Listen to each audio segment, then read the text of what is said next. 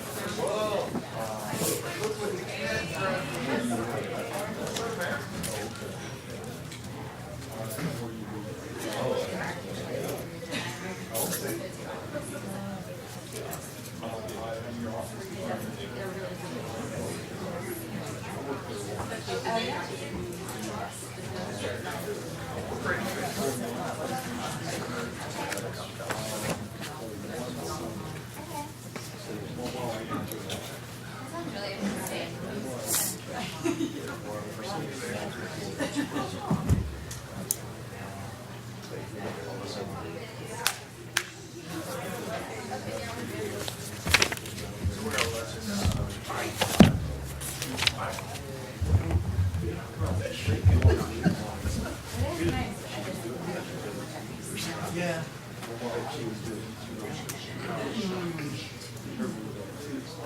I was gonna say, yeah, that made it right. Yeah.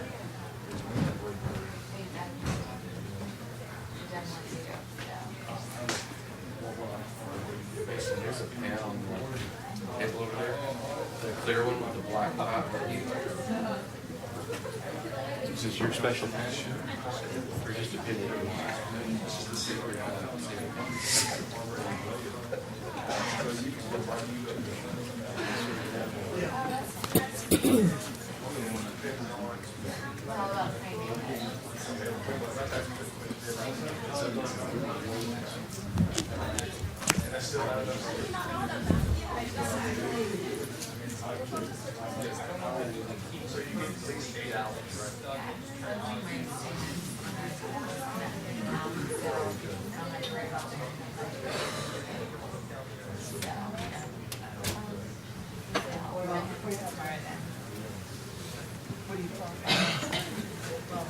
Is this a tablet or is it a PC?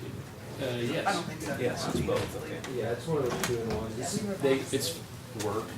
I like it. Well, I recognize this from Right. Yeah, that's like a $70 accessory. It's ridiculous. I didn't pay for it. That's fine. So it comes up. Yeah. Yes, it is. It's Surface. No, it's Dell. The Dell equivalent. Yeah. The company I work for is Dell. Sorry. Well, and they're the only PC brand. It's definitely warm. Love those last minute seating. Okay, so in the last class we were talking about the American Revolution and the impact of that event on churches in the United States. And the Revolution is one of several events or periods in history where what's going on in what we would call the secular world kind of directly impacts what's going on in the religious world. That's not always the case. What we're going to talk about today is a period of history where the sort of intersections between secular and religious history are a little bit smaller and not quite as momentous. So we're dealing with a period here from around the 1790s up through about the 1830s, and we're only really stopping in the 1830s because next time we're going to be looking at the Restoration movement, which really kind of picks up steam in the 1830s. This period of Protestant growth on the frontier really lasts up until about the Civil War. That's where the sort of Protestant growth in the West is typically delineated. So we're artificially limiting some of the scope of today's class in historical terms, but so the major sort of historical event that precedes what we're going to talk about today is the Louisiana Purchase, 1803. Thomas Jefferson doubles the size of the United States for pennies on the acre and opens up this vast new territory for people to settle. And they did, and we'll talk a little bit about that. But first, I want to sort of connect some of the things we talked about last time to what we're going to talk about today, and talk about some shifts in theology. The Enlightenment was obviously not a theological movement, but it did have an impact on the theology of the time, which paves the way for a lot of the events that we're going to talk about today. We've been, as we've been working through the Puritan history and early American history, we've been struggling with this this dichotomy of a Calvinist belief that God's already chosen all the people He's going to save, and everybody else is just, well, sorry. And this emphasis, especially in the First Great Awakening, on reaching out to people with the gospel, trying to convince sinners to change their ways, trying to create a society in a secular sense that encourages moral behavior, as if there's some value to that if that moral behavior doesn't accomplish something in a spiritual sense. And so we've been wrestling with that and kind of going, why would you believe that? That doesn't make any sense. And it's really around the time of the American Revolution and the years after that people start to even very secular people who are not really concerned about theology and its impacts on people's daily lives, they start to say, wait a second, this doesn't really make sense. John Adams, for instance, refused to believe that, quote, millions and millions of men are to be miserable and only a little handful of elect Calvinists happy forever.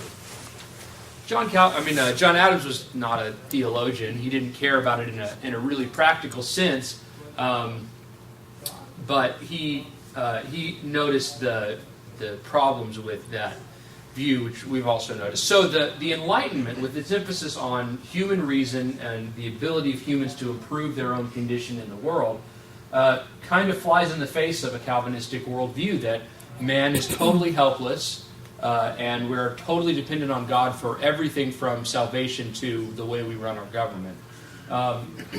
And so we start to see a shift away from these Calvinist ideas of dependence on God. And you also start to see a shift away from the idea of the one true church.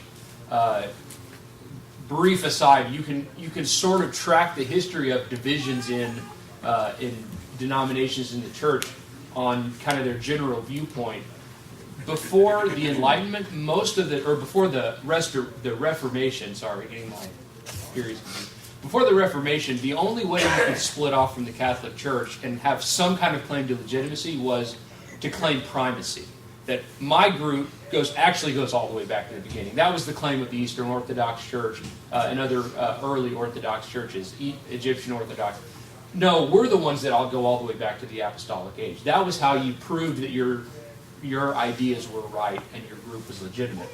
After the Reformation, there's a shift into, no, we're right because we do what the Bible says. And you see that trend continuing. After in the period we're discussing today, there's a new way of thinking about this that gets introduced, which is the idea of new revelation. And you might be familiar with the Mormons or the Shakers, who claimed that their leaders received a special revelation from God that said, no, here's more truth. That gets introduced in this time period. I think it's related to some of these Enlightenment ideas about the individual's worth and ability to sort of discover things on their own. But it does mean that there's less. The arguments about what constitutes the true church become more complex as more ideas of what could make a church the one true church come into play. And as a result of that, there's a less church-centric view, which ends up affecting membership practices. We've made some allusions to this before, but it kind of in response to declining membership in the 50 or 60 years before this, many of the groups had started changing their conditions for membership. You didn't have to demonstrate that you'd been saved to be a member. You could be a sort of half member and get the benefits of being in the group and being able to run for public office and things like that. Even though everybody knew you probably weren't really saved. But you see in that they're compromising the standards of membership because people just aren't concerned about being part of the one true church anymore in a practical sense. There's also a shift as a result of Enlightenment ideas towards common sense thinking. This is a kind of a special term that's assigned to a school of thought that originated in Scotland in the 18th century. You know of the famous American work, Common Sense, by Thomas Paine. That sort of applied this common sense thinking to some specific questions about the United States. But this common sense thinking was applied to religion and morality. But it's based on the idea that every individual has the ability and maybe even the responsibility to determine and obey the truth for themselves. In contrast, of course, to the sort of Calvinist idea of direct action of God on the individual and direct revelation in that sense. It also argued, again contrary to Calvinism, the existence of a common, that is, we all have it, innate, meaning it's built into all of us, morality. If you've read anything by C.S. Lewis, both of these tenets are foundational to almost everything he has to say about God and the truth of Christianity. And it's in this common sense thinking that those ideas are first kind of coalesced. And really, if you think about it, we appeal to these two a lot in our teaching on various subjects. When you say innate morality, you mean an innate awareness of what is moral as opposed to just automatically good behavior? Yes. Yeah, I probably should have phrased that better. An innate moral standard, right? Something that we would all recognize as being right or wrong. It might take some fine-tuning to sort of bring all of our moral standards into line with one another. But the example, so I mentioned C.S. Lewis earlier, the example that he uses in Your Christianity is if you're eating an orange and I just walk up to you and punch you and take your orange, nobody in the room would go, "Oh, that was the right thing to do." You know what I mean? But we might argue as to like what I could have done that would have been okay, but there are some things that everybody just kind of goes, "No, that's not really right." And they sense it without it being a logical argument. Right, exactly. And that's why it's innate. It's just sort of built into us by God. And so, as we go through, we'll start, especially if you read kind of primary documentation, you see moral and spiritual arguments based on these tenets all through the post-Enlightenment theology.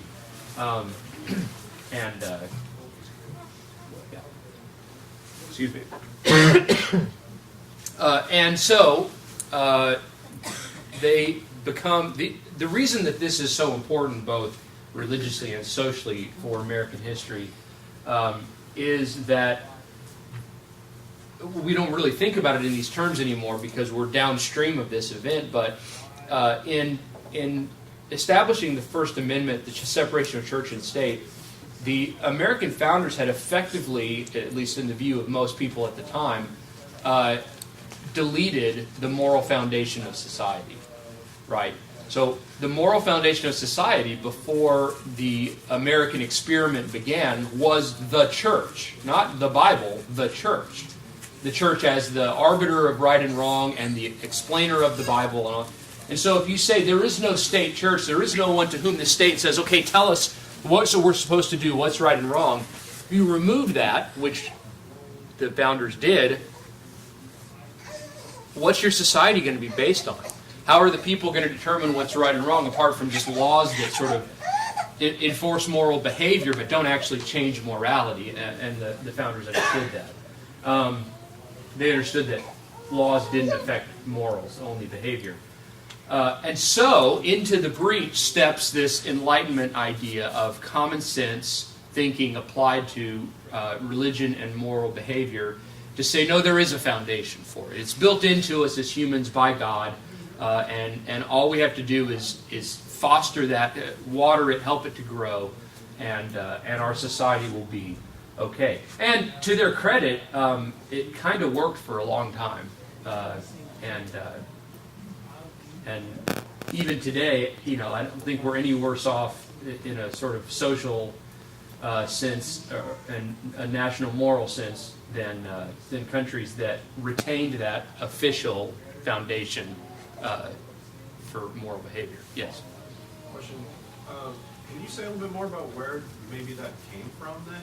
So you were just saying that maybe it was kind of filling breach or whatever. Yeah. Filling the gap. You mean Is that- the common sense? Yeah, the bullet number 2, the common sense thinking. I mean, how did that kind of come in? So in the very, very broadest sense, and I'm not qualified to describe it in anything other than the very, very broadest sense, it's I think it develops naturally from some Renaissance ideas about the value of the individual. And if the individual has value, then where does that value come from? Okay. It's a question that we still wrestle with today, right? If we reject sort of traditional morality, why should I treat you nicely? Well, because I'm human and you're human. Well, what does that mean? The sort of usual answer was, well, God created you, right? And if God created you, He created you with some abilities and some moral codes and things like that that are built in. And so based on that commonality that was put into us by God, we can, using nothing other than our own reason, which is the Enlightenment tenet, we can figure things out. We can make the world a better place. We can solve humanity's problems, both physical and spiritual. So does that help at all? So it's not like they suddenly realized they could take the church out, we got to plug something in. You're exactly right. This goes back a couple of hundred years. John Locke, other philosophers that they believed in, who very much connected that morality to a God-given quality. Yep. And so it was very easy for them to see that, because that was the way in which they constantly thought about how man worked. But in a Reformation context, of course, it is a rejection of the authority of the church, that I can figure this out on my of the Catholic Church, that I can figure this out on my own. And so it's, I guess the way I think of it, again, in very, very broad terms, is it's a confluence of a lot of different ideas that are developing in history between, say, about 1300 and 1600, kind of all coming to fruition in this common sense thinking, which is then applied in various ways through the years, including to justify the break with Great Britain that the United States effected in the Revolution, but also to sort of justify not having a state church, but it's okay because we all have this built-in morality, and as long as we kind of support and foster that, then we'll be okay. Does that help at all? Yeah, I think so. And Okay. you know, this kind of also that has to do with why there was some shifts away from the Calvinism. Right, exactly. Calvinism is really just, even as Calvin was saying the Catholic Church is wrong, all he was doing was superimposing his own system of morality and organization of the world in its place, which is not uncommon for those reformers. It's hard to really invent something new. You almost always end up bringing pieces of the old along with it. But anyway. So this is kind of a background theologically for some of the shifts that we're going to see in the next few lessons. You remember Jonathan Edwards, right? Sinners in the hand of an angry God. God is dangling sinners over the pit of hell, waiting for them waiting to drop them in. His son, Jonathan Edwards Jr., clever name, preached that human sinfulness is a product of each individual's actions rather than a burden inherited from Adam. I say that to demonstrate how fast this shift happens. It's one generation, right? And everybody goes, well, that doesn't work anymore. We need something else. And so, so this belief in the ability of each individual to choose to be saved based on logically compelling arguments is what laid the foundation for the Second Great Awakening. The Second Great Awakening's emphasis on evangelism and its effort to promote and then distribute the Word of God are central to the movement. And they also, if you think about it, the idea of preaching and distributing the Word of God instead of promoting a church is also a shift in thinking. But this movement also lays the foundations for denominations to multiply because of its emphasis on the value of individual reason and study rather than coming to the one true church, and in many cases rejecting all the other false churches in order to learn the truth and receive salvation. So again, it's a kind of an important moment in church history for that reason. So the Second Great Awakening, there's some debate about what years it covers. I'm going to go with this estimate because I think it seems to make the most sense. 1795 to 1810. Doesn't really matter. It's a movement, not a point on the calendar. But so think about where the United States was in 1795. New nation established, still trying to kind of work out what we're going to do and how it's going to be structured, and is the capital going to be in New York or Philadelphia or in a swamp? They chose the swamp. The nation individually and collectively is rebuilding after the war. And also in 1803, there's this vast new territory to be settled. And so everybody rushes out there, and there are no churches out there. And so there's a sharp decline in church participation in the 1790s. Membership, which again we've talked about, doesn't necessarily mean they weren't going to church, but it is an indication of sort of general interest. Church membership nationwide was under 10%, right? So that, I mean, we're way higher than that today, but on a national level. But again, it's an indicator of kind of spiritual interest. And so in this context, you would not be surprised to learn, because I think we'd be doing it as well, that people were praying for something to happen, to re-spark people's interest in the gospel. And it starts to happen in this time period. There are numerous kind of small revivals of religious interest throughout the country, but we usually think of the Cane Ridge revival as being kind of the great moment of awakening. It was a week-long camp meeting, which meant everybody kind of lived in tents on the site. You can't really see that in this picture. Well, yeah, it's in the background. Yeah, you see the tents back there? So basically people would come from miles and miles around and to camp on site, and they'd hear preaching. So in 1801 in Cane Ridge, Kentucky, this revival started. The revival, or the meeting, was hosted by a guy who you probably heard of named Barton W. Stone. At that time, he was part of the Presbyterian Church, and we'll actually talk about his break with them next time. But people just started pouring in from the countryside. Estimates of between 10 and 20,000. If you take the 20,000 number, that's like it's like a tenth of the population of Kentucky or something like that at the time. It's a huge number of people that are there, and not just people, but more preachers show up and start preaching. And there are some estimates that there were like 3 preachers preaching all at the same time. And if you think that's crazy, some of the later revivals would have as many as like 10 or 12 preachers all preaching. It's like, Bonnaroo or one of those music festivals where there's, but that's a really good image for us to kind of conceptualize what it was like. It really is a kind of we would think of it as a party environment, even as the focus tried to remain spiritual.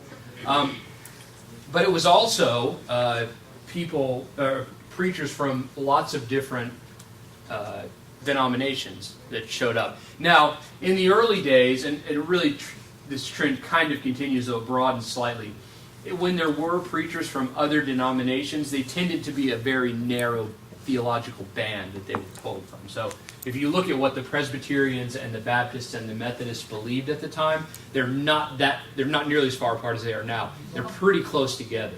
And so it's the kind of thing where you go, it's close enough. It's it's not too. They're not going to invite a Catholic priest to come to this, right? So there it does cross some denominational boundaries, but not a lot. I would say it crosses denominational boundaries, but not necessarily real deep theological ones. That's what I would say. Yes. When you talk about several folks preaching at the same time, I don't I picture several different spots in the meeting, in the camp meeting. Not that they're all at the same podium trying Yep. to preach the same message. So Right. folks probably They- gathered around separate They groups. stood up and with one voice said, "Yeah, no, right, no, you're right." And in fact, at Cane Ridge in particular, you can actually go to Cane Ridge and see the original meeting house where this whole thing happened. They built a building around the meeting house to preserve it, because places like that matter. It's like the Holy of Holies or something. Anyway, sorry. No, that's right. They would set up booths much like this one, just kind of like roughly made hutches for the preachers to stand under, and they did seem to sort of spread them out enough that people wouldn't be trying to shout over each other. But that doesn't mean that you've got individual meetings going on. People were moving back and forth between them. When something would happen at one, some preacher would make a great point, and everybody starts shouting and clapping and singing. People would literally just run from everywhere and go over there and see what was going on. What's happening over here? What's this guy have to say? I'll just read you some of the descriptions of this from a guy named Timothy Flint, who is a really important source for us because he was present at the Cane Ridge revival as well as many revivals afterwards. And in the 1820s, he actually wrote down a lot of his experiences that help us have a first-hand account of what was going on here. People of all ages, some of these are not his words, but I'll read it anyway. People of all ages and classes and backgrounds congregated. Those running for office, those who wished merely to enjoy the spectacle, the young and beautiful, with mixed motives, which it were best not severely to scrutinize, the middle-aged parents with their families, and the men and women of hoary hairs with such thoughts, it may be hoped, as their years invite. Such was the congregation consisting of thousands, Flint reported. When lamps were hung on all the trees, when preachers of rough-hewn eloquence began to speak upon the awful themes of eternity, when all assembled in solemn excitement, then one beheld the most brilliant theater in the world, a temple worthy of the grandeur of God. And the schedule, well, I'll get to that in a minute. We'll talk about revivals generally. But the Cane Ridge revival kind of kick-started this new period of religious fervor. And we'll talk about this a little more in a minute. It's easy to just dismiss this as entertainment or an emotional experience like a rock concert. But it is historically a fact that many churches were founded and well attended as a result of this specific revival and the other revivals that would follow it. And there is this renewed general interest in religion. We'll talk about that a little bit more. I want to explore camp meetings in a maybe slightly broader sense to get a better survey of what was going on. But the purpose of a camp meeting was to stir up believers to action and to convert the unsaved. The schedule was long. They would usually start around 6. There'd be literally they'd blow a trumpet to wake everybody up, and they'd start singing and praying, and there was a sort of let's see, 10 o'clock, first round of public preaching, which lasted until nearly noon. After lunch in the tents, another period of prayer and preaching followed in the afternoon. At 6 o'clock in the evening, the public services commenced again as before. This continued until around 10 or so, when some stalwarts retired for further prayer and pleading. Then, excuse me, as I mentioned, they lived on site in tents, but the way these were arranged on the calendar, they actually often ended on a Sunday with the communion service. And the idea kind of makes sense, is that all these people who are now newly converted will now all partake together of their first communion and celebrate that. As you kind of picked up in some of the things I've read, it is a social event. I mean, it would be foolish to deny that. And it's especially an important event for a very spread out population that's struggling to stay alive, making a living out of the soil.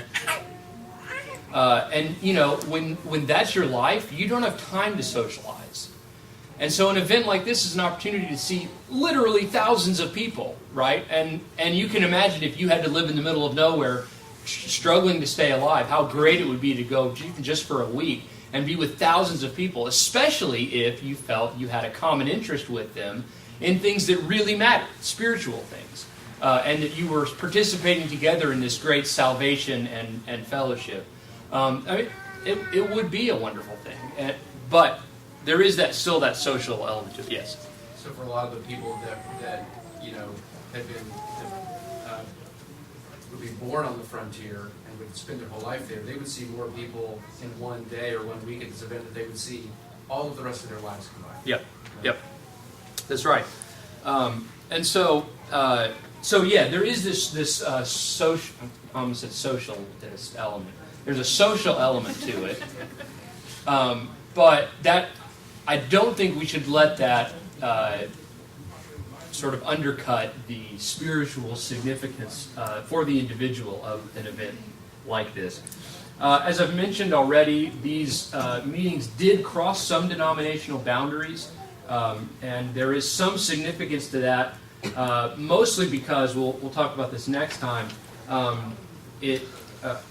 but as I've already, we're going to talk about what this means and leads to next time, but as I've already said, there was already an undercurrent of the church isn't the thing that matters, the organization. And these meetings crossing denominational boundaries, you'd be standing next to a Baptist that you listen to somebody preaching, he'd agree with everything you'd agree with, and you kind of go, well, it's not that different than I am, I guess. Yes. So you said that a lot of churches maybe started from these kinds of things, right? Yeah. And then you're also saying that, okay, there's kind of a lot of denominations coming together, but do I understand right that at this time there really weren't so many churches in these areas, and so did this kind of serve to serve these people in these communities that they didn't have like a local congregation or very many like local churches, and so they kind of had an opportunity to hear the Word of God, meet with a lot of people, hear a lot of different preachers and everything. Yeah. Where on a normal week, they may not even have a church to go to on a Sunday because the population's so sparse. So, is that the right understanding? if you so again, history doesn't happen in big, sweeping 50-year, periods where it's easy to form trends, but as a historical trend, what happened was before this there were almost no churches kind of west of Appalachia, right?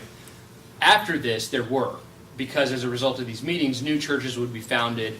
There was much less emphasis on having a degree in theology from some university, so you didn't have to go import a preacher, maybe the easiest way to think of this is, you remember the church in the TV show Little House on the Prairie?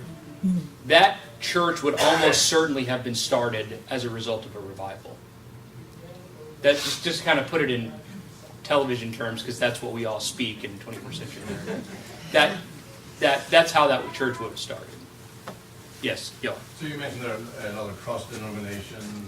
yeah, not in terms of the worship in the groups that were started, but in these meetings, yes. In these meetings, yeah. And you also mentioned there were a lot of conversions, and that when they would end on a Sunday and they would have a communion together. Yep. The new Christians. Yep, yeah. So, kind of regardless of what congregation they ended up at. Yeah, I was wondering though, in your readings you were coming across, so when they became Christians, they were cross-denomination, the conversion experience, they put the word nearby and they got actually immersed, did they just say I guess we call it the sinner's prayer, or... I'm just wondering, it's cross boundaries, and I don't at that time. So the broad answer is we're still dealing at this point with a lot of Calvinist influenced theology, where they might have separated like a baptism experience from an actual conversion experience, and so you would be sort of converted at the camp meeting. And then you'd go find the group that was closest to you, regardless of what denomination it was, and join them. And they might have, based on their theology, some kind of entrance requirement of baptism or accepting a creed or something like that. So this is part of this denominational thing. These meetings were not about converting people to churches. They were about converting people to God, which is actually something that I think we find very refreshing. It resonates with us because that's what we try to do. And as I say here, these camp meetings really are the forerunners of our gospel meetings and what some in the denominational world still call revival meetings or revivals. I had a baseball coach call a meeting that one, and I was like, people still use that word? I didn't know that, but apparently, of course, he was old, but still. But that's where this comes from, the idea of, and by the way, when you hear people complain about how, meetings used to be 3 weeks and they'd come every night for 12 hours, yes, but the original ones were only a week, so there you go. Weekends, I don't know if I can justify that historically, but anyway. But this idea of a service that's focused exclusively on converting people, and then we'll deal with getting them in the right church and teaching them the things they need to know a little bit later, kind of goes back to this. Well, it really goes back to Pentecost, and you guys know that. But historically, yes. So Mason, I hear you talk about the revival meetings. It sounds like there's a southern component to it. I hear the Presbyterians, the Methodists, the Baptists. I'm wondering, the South had a lot of Anglicans, and where they were in this picture. And if I were to kind of look at a map, looking at this, where would I see most of the revival meetings? On the east side of the coalitions or on the west side? Yeah, good. So the states where this movement was strongest are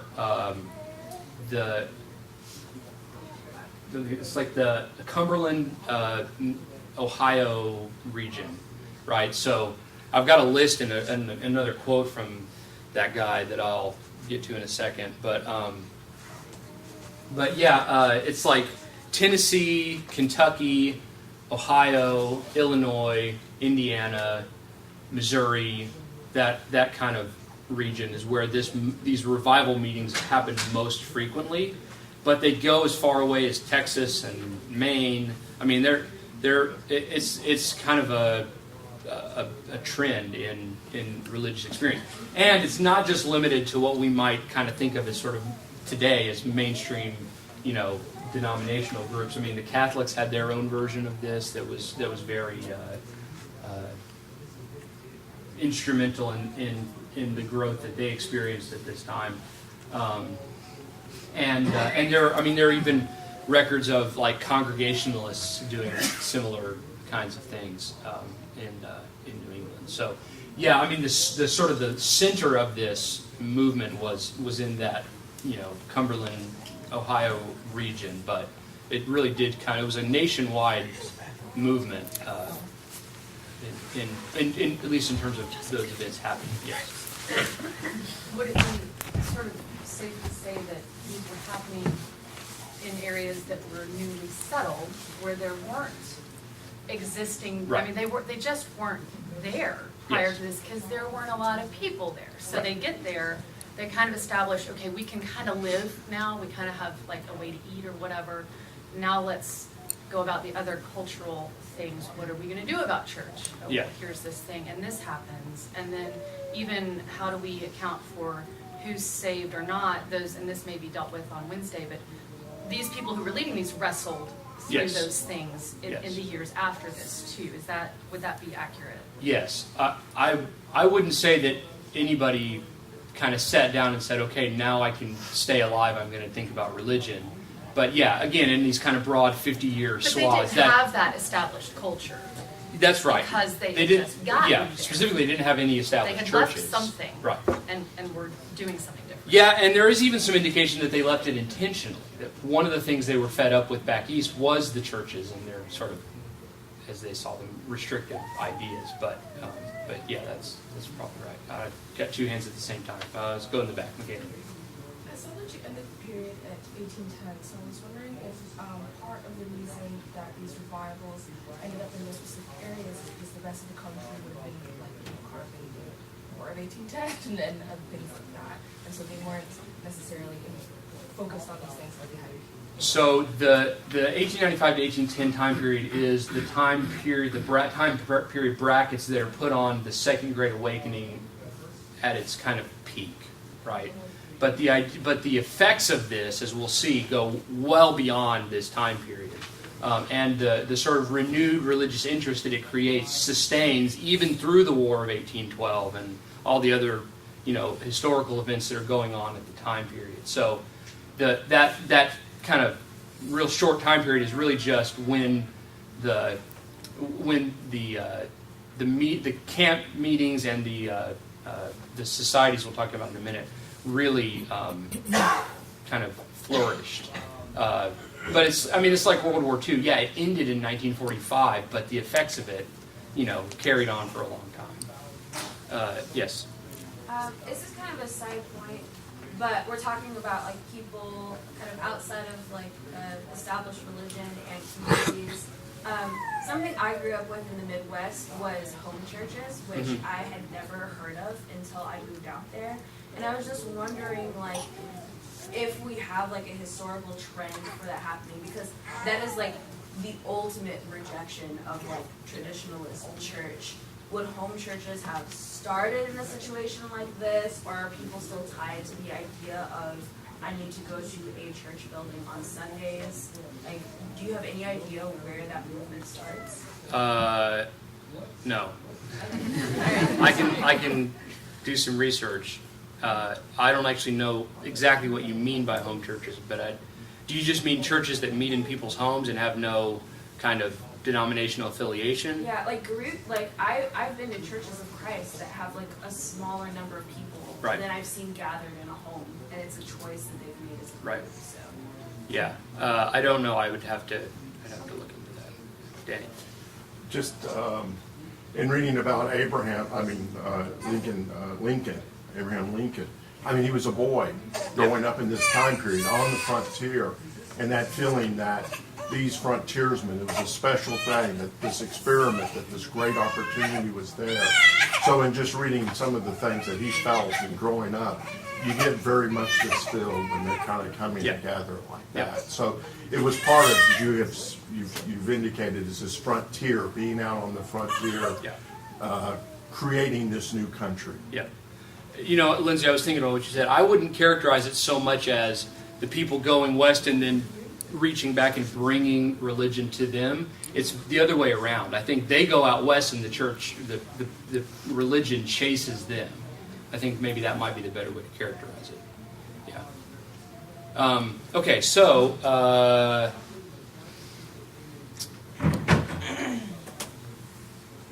the other major feature of the Second Great Awakening and its kind of lasting legacy, really, in institutional terms, is voluntary societies. And these were societies that were put together to combat indifference and hostility to church and religion, which did tend to characterize some of the people who had moved into the new Western territories.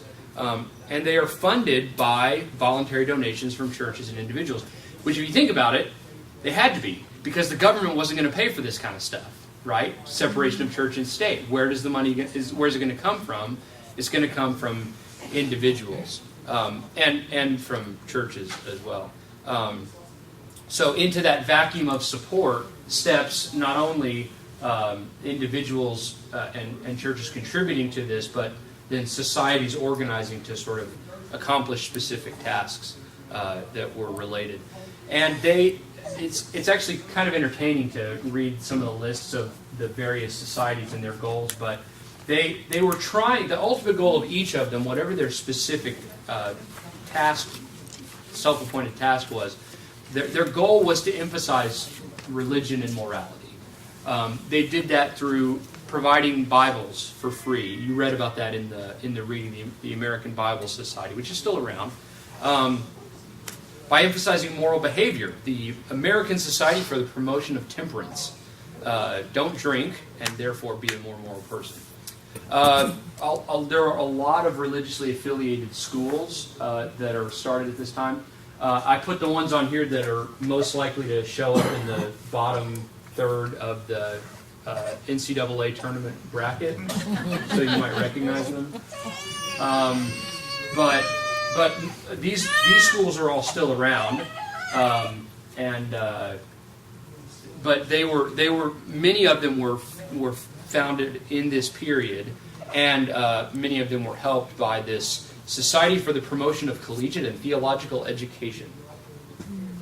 And then, of course, there were also a lot of ideas about evangelism at the time, and so there were societies formed for preaching abroad and also for preaching at home. There's also I